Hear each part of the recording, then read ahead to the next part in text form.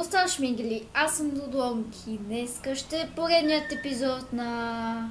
Както знаете, скоро почва училището. Рейп, училище, скул, да. И за това реших да ви припомня какво беше училището. Ученици, какви учителки и какви директори има. Затова започваме с учителките. Иванчо, ако ти дам 2 зайка и още 2 зайка и още 2 зайка, колко зайка ще имаш? 7 зайка, госпожо. Защо, Иване? Защо? Защото си имам един вкъщи. Иване, имаш двойка за днеска! Това ми говори, че бяха лошите госпожи. Винаги пишат двойки, когато са грешите задачата, особено по математика. Но не всички госпожи са такива. Има и нормални. Тези, които пишат шестици на една вярна задача. Минем към учениците. Има всякакъв вид ученици. Тъпи, умни, кифли и круасани. Който не знае круасаните какво е, това са кифли в мъжки род. Та да започнем с кифлите. Не мога да ги понася. Винаги, никога не са ми допадали на приказка и винаги изглежда така. Виолета, ела да си направим селфи! Не мога сега. Защо? Имам работа. Тогава за нас ще си направим. Let me take a selfie.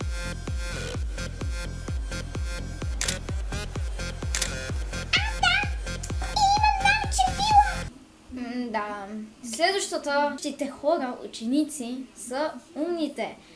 Така, във всеки клас има по 1, 2 или 3 или повече зубари. Който не знае какво е зубър, наизустяват всичко наизуст и после забравят всичко. Следващите са тъпите ученици, което вече ви говори, само имат двойки. Повечето от класа са такива. Тоест, доста хора се чудят как да имат шестици. Да имате шестици, трябва да учите, да се скъсате от учене и... шестица. И при мене доста често се случва да ме прецакват. Вместо да изкарам шестица, ми пишат петица, което е най-гадното. Има доста такива госпожи, които мразят вас, мене или всичките.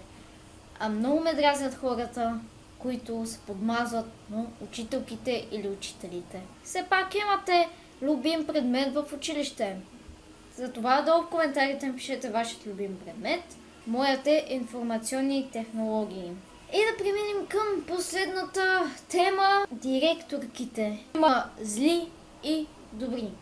Често казано, нашата директорка е добра. Тя мисли за учениците, както и как да ни забавлява също, но в някои училища директорките са ужас. Изключат ученици без да им мигне окото.